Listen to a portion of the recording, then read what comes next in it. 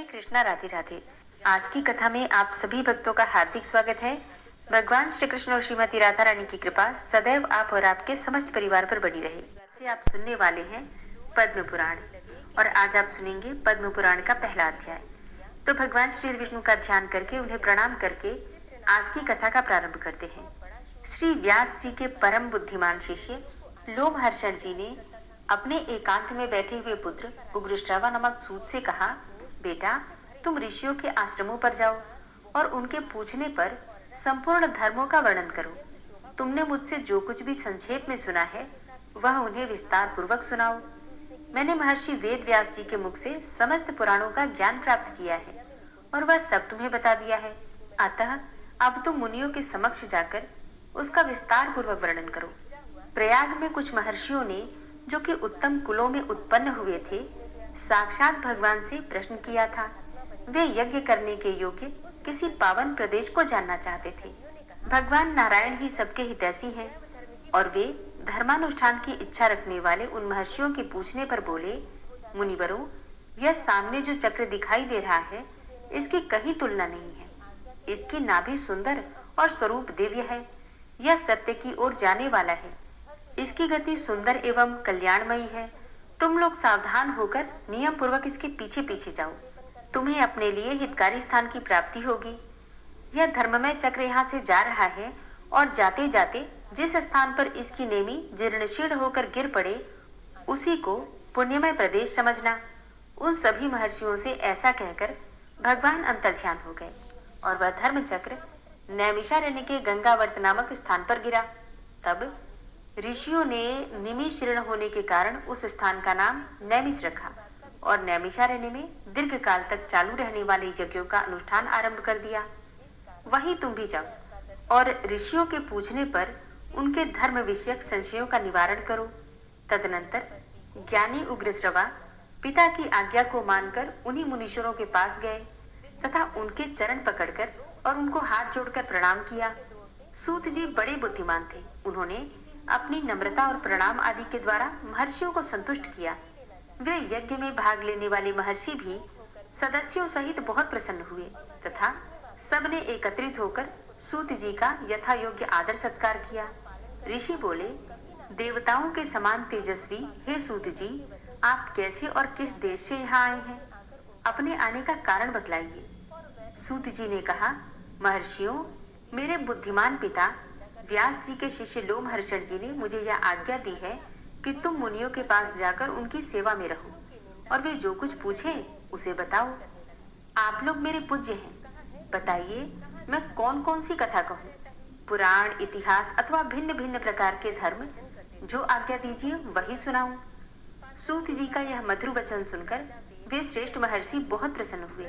अत्यंत विश्वसनीय विद्वान लोमहर्षण पुत्र उग्रश्रवा को उपस्थित देखकर उनके हृदय में पुराण सुनने की इच्छा जागृत हुई। उस यज्ञ में यजमान थे महर्षि शौनक, जो संपूर्ण शास्त्रों के विशेषज्ञ, मेधावी तथा वेद के विज्ञानमय अरण्यक भाग के आचार्य थे। वे सब महर्षियों के साथ श्रद्धा का आश्रय लेकर धर्म सुनने की इच्छा से बोले। शौनक जी ने कहा, महाबुद्धिमान सूत जी, आपने इतिहास और पुराणों का ज्ञान प्राप्त करने के लिए ब्रह्म ज्ञानियों में श्रेष्ठ भगवान व्यास जी की भली भांति आराधना की है। उनकी पुराण विषयक श्रेष्ठ बुद्धि से आपने अच्छी तरह लाभ उठाया है। हे महामते, यहाँ जो ये श्रेष्ठ विद्वान विराजमान हैं, इनका मन पुराणों में लग रहा है। ये पुराण सुनना चाहते हैं, अतः आप इन्हें पुराण सुनाने की ही कृपा करें। ये सभी श्रोता जो यहाँ एकत्रित हुए हैं बहुत ही श्रेष्ठ हैं। भिन्न भिन्न गोत्रों में इनका जन्म हुआ है। ये वेदवादी ब्राह्मण अपने अपने वंश का पौराणिक वर्णन सुने। इस दीर्घकालीन यज्ञ के पूर्ण आप मुनियों को पुराण सुनाइए। हे महाप्राज्ञ, आप इन सब लोगों से पद्म पुराण की कथा कहिए। पद्म की उत्पत्ति कैसे हुई, उससे ब्रह्मा जी का आविर्भाव किस प्रकार हुआ तथा ब्रह्मा जी ने किस तरह जगत की सृष्टि की, ये सब बातें इन्हें बताइए। उनके इस प्रकार पूछने पर लोमहर्षण कुमार सूत जी ने सुंदर वाणी में सूक्ष्म अर्थ से भरा हुआ न्याय युक्त वचन कहा। महर्षियों, आप लोगों ने जो मुझे पुराण सुनाने की आज्ञा दी है, इससे मुझे बड़ी प्रसन्नता हुई है। यह मुझ पर आपका महान अनुग्रह है। संपूर्ण धर्मों के पालन में लगे रहने वाले पुराणवेत्ता विद्वानों ने जिनकी भली भांति व्याख्या की है, उन पुराणोक्त विषयों को मैंने जैसा सुना है उसी रूप में वह सब आपको सुनाऊंगा। सत्पुरुषों की दृष्टि में सूत जाति का सनातन धर्म यही है कि वह देवताओं, ऋषियों तथा अमित तेजस्वी राजाओं की वंश परंपरा को धारण करे, उसे याद रखे तथा इतिहास और पुराणों में जिन ब्रह्मवादी महात्माओं का वर्णन किया गया है उनकी स्तुति करें। क्योंकि जब बेन कुमार राजा पृथु का यज्ञ हो रहा था, उस समय सूत और मागध ने पहले पहल उन महाराज की स्तुति ही की थी। उस स्तुति से संतुष्ट होकर महात्मा पृथु ने उन दोनों को वरदान दिया। वरदान में उन्होंने सूत को सूत नामक देश और मागध को मगध का राज्य प्रदान किया। क्षत्रिय के वीर्य और ब्राह्मणी के गर्भ से जिसका जन्म होता है वह सूत कहलाता है।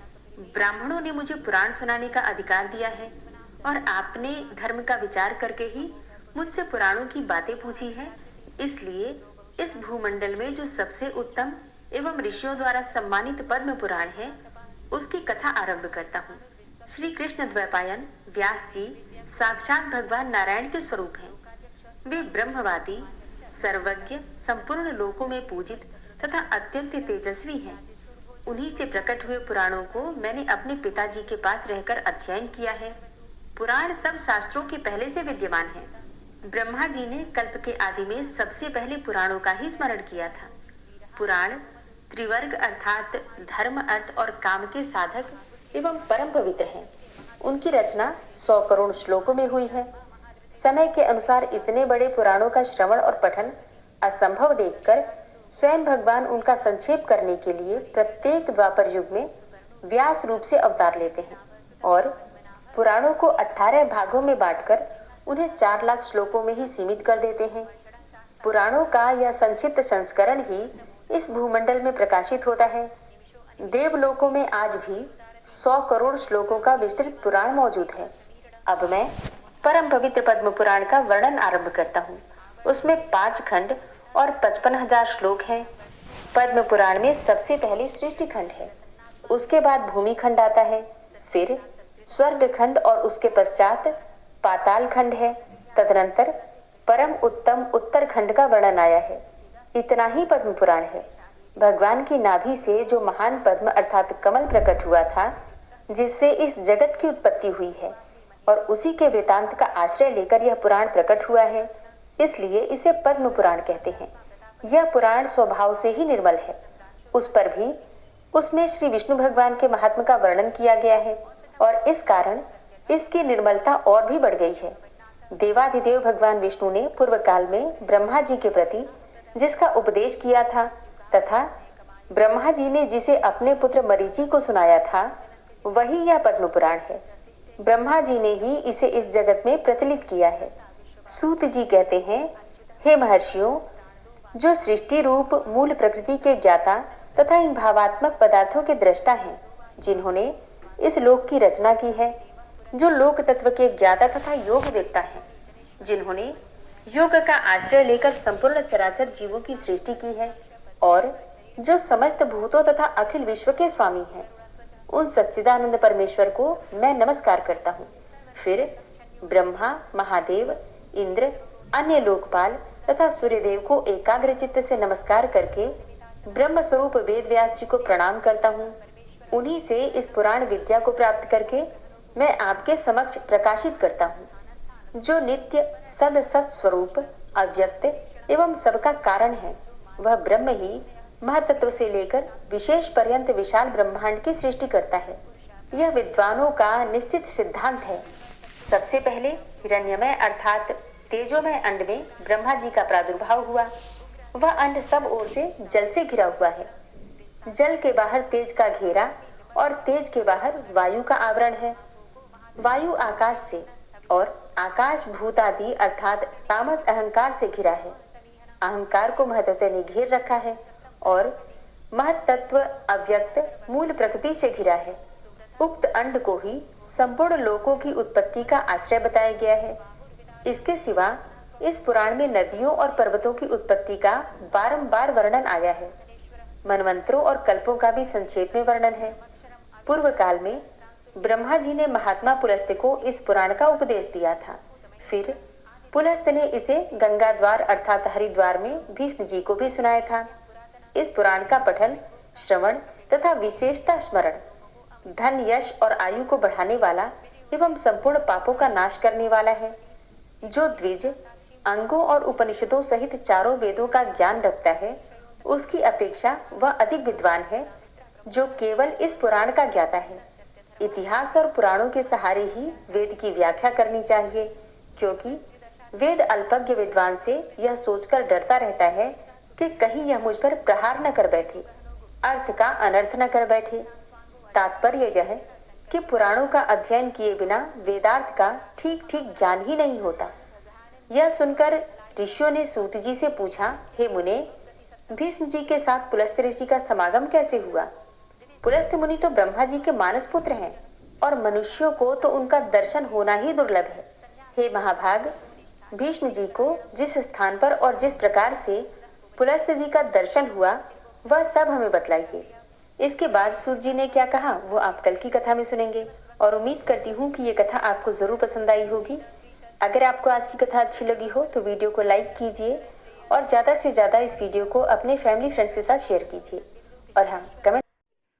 ओम विश्वं विष्णुर्वषट्कारो भूतभव्य भवत्प्रभु भूतकृत भूतभृत भावो भूतात्मा भूतवाहन भूतात्मा परमात्मा च मुक्तानां परमागति अव्ययः पुरुषः साक्षी क्षेत्रज्ञो अक्षर एव च योगो योग विदाम नेता प्रधान पुरुषेश्वरः नारसिंह वपुः श्रीमान् केशवः पुरुषोत्तमः सर्वः शर्वः शिवस्थाणुर्भूतादिर्निधिर्व्ययः संभवो भावनो भर्ता प्रभवः प्रभुरीश्वरः स्वयंभू शंभुरादित्यः पुष्कराक्षो महास्वनः अनादिनिधनो धाता विधाता धातुरुत्तमः अप्रमेयो ऋषिकेश पद्मनाभो अमरप्रभु विश्वकर्मा मनुस्त्वष्टा स्थविष्ठः स्थविरो ध्रुवः अग्राह्यः शाश्वतः कृष्णो लोहिताक्षः प्रतर्दनः प्रभूतस्त्रिककुब्धाम पवित्रं मङ्गलं परम् ईशानः प्राणदः प्राणो ज्येष्ठः श्रेष्ठः प्रजापति हिरण्यगर्भो भूगर्भो माधवो मधुसूदनः ईश्वरो विक्रमी धन्वी मेधावी विक्रमः क्रमः अनुत्तमो दुराधर्षः कृतज्ञः कृतिरात्मवान् सुरेशः शरणं शर्म विश्वरेताः प्रजाभवः अह संवत्सरो व्याल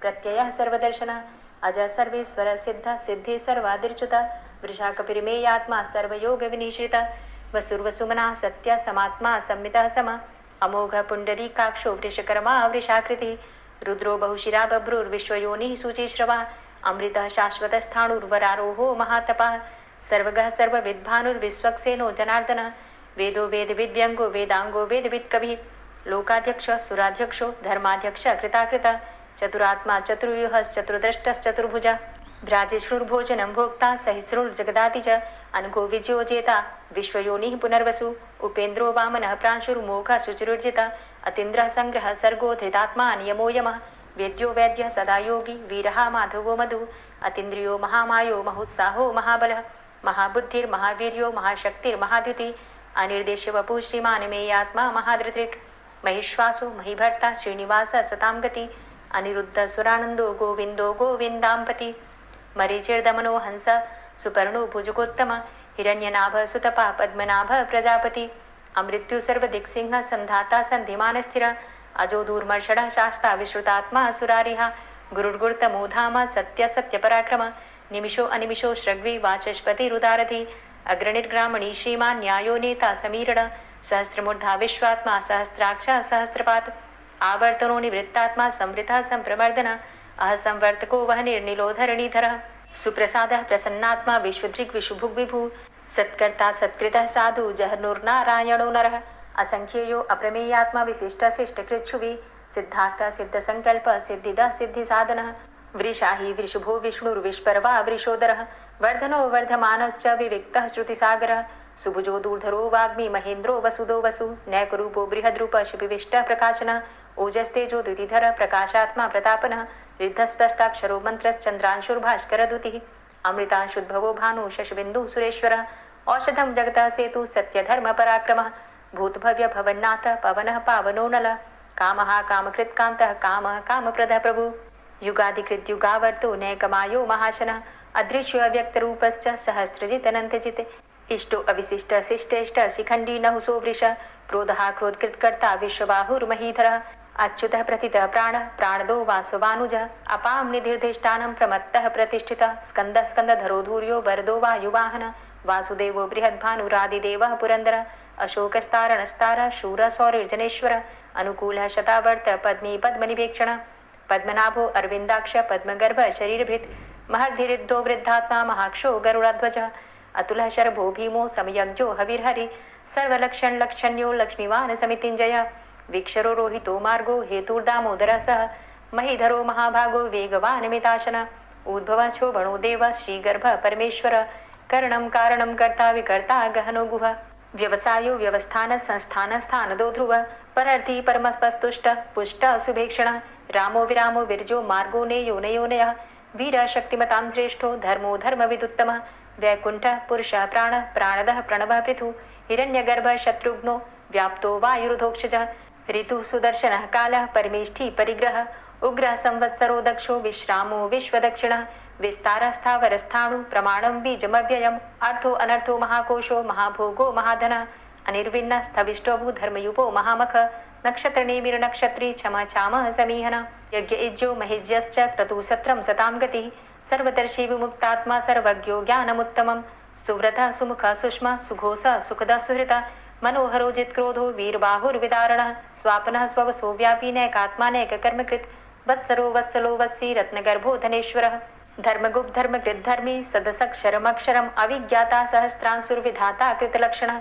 गवस्थिनेमिः सत्वस्थः सिंहो भूतमहेश्वरः आदिदेवो महादेवो देवेशो देवभृद्गुरुः उत्तरो गोपतिर्गोप्ता ज्ञानगम्यः पुरातनः शरीरभूतभृद्भोक्ता कपीन्द्रो भूरि दक्षिणः सोमभो अमृतपः सोमः पुरुजित पुरुषोत्तमः विनियोजय सत्यसन्धो दाशाः सात्वतां जीवो विनयिता साक्षी मुकुन्दो अमित विक्रमः अम्भो निद्रणन्तात्मा महोदधी शयोन्तकः अजो महारः स्वाभाव्यो जितामित्रः प्रमोदन आनन्दो नन्दनो नन्दः सत्यधर्मा त्रिविक्रमः महर्षि कपिलाचार्यः कृतज्ञो मेदिनीपतिः त्रिपदस्त्रिदशाध्यक्षो महाशृङ्गः कृतान्तकृत् महावराहो गोविन्दः सुखेणः कनकाङ्गदी गुह्यो गभीरो गहनो गुप्तश्चक्रगदाधरः फेथा स्वाङ्गो अजितः कृष्णो दृढः सङ्कर्षणोच्युतः वरुणो वारुणो वृक्षः पुष्कराक्षो महामनाः भगवान् भगानन्दी वनमाली हलायुधः आदित्यो ज्योतिरादित्यः सहिष्णुर्गतिसत्तमः सुधन्वाखण्ड परशुर्दारुणो द्रविडप्रदः दिविस्त्रिक्सरदृग्व्यासो वाचस्पतिर्योनिजः त्रिसामा सामगः साम निर्वाणं भेषजं भिषक्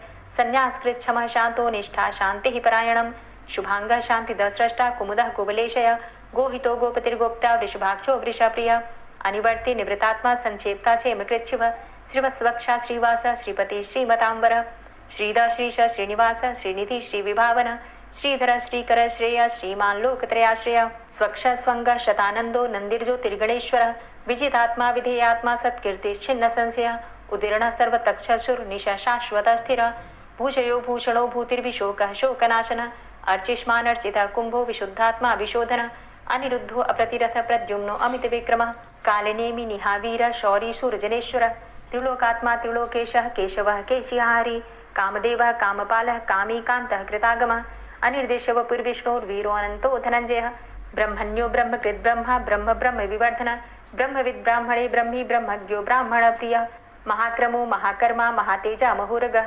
महाक्रतुर्महायज्वा महायज्ञो महाहवि स्तव्यस्तव प्रिय स्तोत्रं स्तुतिस्तोतारण प्रिय पूर्णः पुरैता पुण्य पुण्यकीर्तिर्नामयः मनोजवस्तीर्थकरो वसुरेता वसुप्रद वसुप्रदो वासुदेव वसुर्वसुमनाहवि सद्गतिः सत्कीर्तिः सत्ता सद्भूति सत्परायणः शूरसेनो यदुश्रेष्ठ सन्निवासः सुयामुनः भूतावासो वासुदेवः सर्वासु निलयोनलः दर्पः दर्पदो दृप्तो दूर्धरोधा पराजितः विश्वमूर्तिर्महामूर्तिर्दीप्तमूर्तिर्मूर्तिमान् अनेकमूर्तिरव्यक्तः शतमूर्तिः शताननः एको नैकः सवः किं यत्तत्पदमनुत्तमं लोकबन्धुर्लोकनाथो माधवो भक्तवत्सलः सुवर्णवर्णो हेमांगो वरांगश्चन्दनांगदी वीरः विषमः शून्यो घृताशीरचलश्चलः अमानीमानदो मान्यो लोकस्वामी त्रिलोकदृक् सुमेधा मेधजो धन्यः सत्यमेधाधराधरः तेजो वृषः द्वितिधरः सर्वशस्त्रभृतांबरः प्रग्रहो निग्रहो व्यग्रो नैकशृङ्गो गदाग्रजः चतुर्मूर्तिश्चतुर्बाहुश्चतुर्व्यूहश्चतुर्गति चतुरात्मा चतुर्भावश्चतुर्वेद विदेकपात समावर्तो अन्वृतात्मा दुर्जयो दुरतिक्रम दुर्लभो दुर्गमो दुर्गो दुरावासो दुरारिहा शुभांगो लोक सारंग शुतंतुस्तंतु वर्धन इंद्रकर्मा महाकर्मा कृतकर्मा कृतागम उद्भव सुंदर सुंदो रत्ननाभ सुलोचन अर्को वाजसन श्रृंगी जयंत सर्वविजयी सुवर्णबिन्दुरक्षोभ्य सर्वभागीश्वरेश्वरः महाहृदो महागर्तो महाभूतो महानिधि कुमुदः कुन्दरः कुन्दः पर्जन्यः पावनोऽनिलः अमृताशो अमृतवपुः सर्वज्ञः सर्वतोमुखः सुलभः सुव्रतः सिद्धः शत्रुजित् शत्रुतापनः न्यग्रोधोदुम्बरो अस्वस्थश्चाणुरान्ध्रनिषूदनः सहस्रार्चिः सप्तजिह्वः सप्तैधा सप्तवाहनः अमूर्तिरणघो अचिन्त्यो भयकृद् भयनाशनः अणुर्बृहत् कृशः स्थूलो गुणभृन्निर्गुणो महान् अधृतः स्वधृतः स्वास्य प्राग्वंशो वंशवर्धनः भारभृति कथितो योगी योगी स सर्वकामदः आश्रमश्रमण क्षाम सुपर्णो वायुवाहनः धनुर्धरो धनुर्वेदो दण्डोदमयितादमः अपराजितः सर्वसहो नियन्ता नियमो यमः सत्त्ववान् सात्विकः सत्य सत्यधर्मपरायणः अभिप्रायः प्रियार्होरः प्रियकृत् प्रीतिवर्धनः विहाय सगतिर्ज्योति सुरुचिर्हुद्भुग्विभु रविर्विलोचनः सूर्य सविता रविलोचनः अनन्तो हुद्भुग्भोक्ता सुखदो नैकजोग्रजः अनिर्विण्णः सदामर्षि लोकाधिष्ठानमद्भुतः सनात सनातन्तमः कपिलः कपिरप्ययः स्वस्तिदा स्वस्तिकृत् स्वस्ति स्वस्तिभुक् स्वस्ति दक्षिणः रौद्रः कुण्डली चक्रे विक्रमयुर्जिति शासनः शब्दातिगः शब्दशः शिशिरः शर्वरीकरः अक्रूरः पेशलो दक्षो दक्षिणः क्षमिणाम्बरः विद्वतमो वितभय पुण्यशमन कीर्तन उत्तारणो दुष्कृतिः पुण्यो दुःस्वप्ननाशन वीरहारक्षण संतो जीवनः पर्यवस्थितः अनन्तरूपो अनन्तसृज्जितमन्युर्भयापः चतुरष्ट्रो गभीरात्मा विदिशो व्यादिशो दिश अनादिर्भूर्भुवो लक्ष्मी सुवीरो रुचिराङ्गदः जननो जन्मादिर्भीमो भीमपराक्रम आधारनीलयो धाता पुष्पहासः प्रजागर ऊर्ध्वगः सत्पथाचारः प्राणदः प्रणवापण प्रमाणं प्राणनीलयः प्राणभृत् प्राणजीवनः तत्त्वं तत्त्वविदेकात्मा जन्म मृत्यु जरातिगः भूर्भुवः स्वस्तरुस्तारः सविता प्रपितामह यज्ञो यज्ञपतिर्यज्वा यज्ञाङ्गो यज्ञवाहन यज्ञभृद्यज्ञकृद्यज्ञ यज्ञभुग्यज्ञसाधन यज्ञान्तिकृद्यज्ञ गुह्यमन्यमन्नादेव च आत्मयोनिः स्वयं जातो वैखानः सामगायन देवकी नन्दन स्रष्टा क्षितिसः पापनाशन शङ्खभृन्नन्दकी चक्री शारङ्गधन्वा गदाधरः रथाङ्गपाणिरक्षोभ्य सर्वप्रहरणायुध ओम नमः इति। श्री राधा कृपा कटाक्ष स्तोत्र।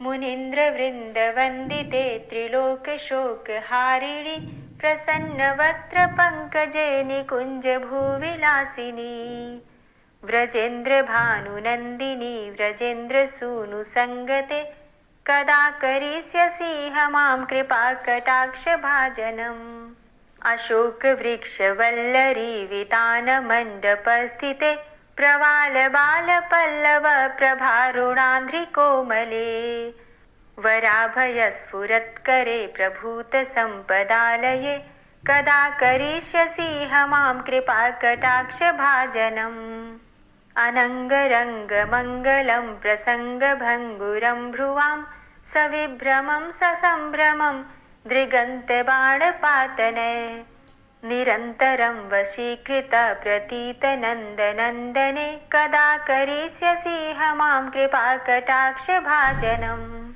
तडित्सुवर्ण चम्पक प्रदीप्त गौर विग्रहे मुख प्रभा परास्त कोटि शारदेन्दुमण्डले विचित्र चित्र संचर चकोर शावलोचने कदा करिष्यसि मां कृपा कटाक्ष भाजनम् मदोन्मदादि यौवने प्रमोदमान मंडिते प्रियानुराग रंजिते कला विलास पंडिते अनन्य धन्य कुंज राज्य काम केलि कोविदे कदा करिष्यसि मां कृपा कटाक्ष भाजनम् अशेष हाव भाव धीर हीर हार भूषिते प्रभूत शात कुंभ कुंभ कुंभि कुंभ सुस्तनि प्रशस्त मंद हास्य चूर्ण पूर्ण सौख्य सागरे कदा करिष्यसि मां कृपा कटाक्ष भाजनम् मृणाल वाल वल्लरी तरंग रंग दौर्लते लताग्रलास्य लोल नील लोचनावलोकने ललल्लुलन्मिलन् मनोज्ञ मुग्ध मोहिनाश्रिते कदा करिष्यसि मां कृपा कटाक्ष भाजनम् सुवर्ण मल्लिकाञ्चित त्रिरेख कम्बुकण्ठगे त्रिसूत्र मङ्गली गुण त्रिरत्न दीप्ति दीधिते सलोल नील कुन्तल प्रसून गुच्छ गुम्फिते कदा करिष्यसि मां कृपा कटाक्ष भाजनम् नितम्ब बिम्ब लम्बमान पुष्प मेखला गुणे प्रशस्तरत्नकिङ्किणीकलापमध्यमञ्जुले करीन्द्रशुण्डदण्डिकावरोह शोभगोरुके कदा करिष्यसि मां कृपाकटाक्षभाजनम्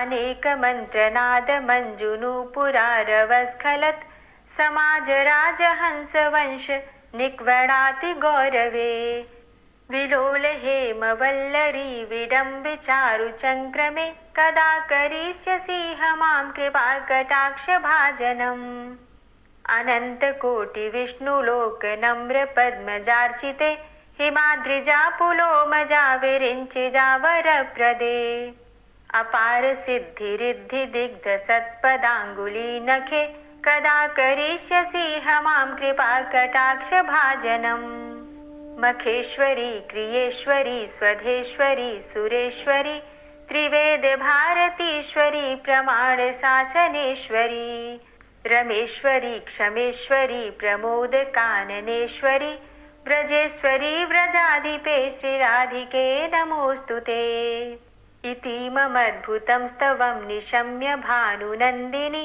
करोतु सन्ततं जनं कृपाकटाक्षभाजनम् भवेत्तदैव सञ्चित त्रिरूपकर्मनाशनं लभेत्तदा ब्रजेन्द्रसूनुमण्डलप्रवेशनम् जय जय श्री राधे, जय जय श्री राधे। दोस्तों, उम्मीद करती हूँ आज की कथा आपको ज़रूर पसंद आई होगी।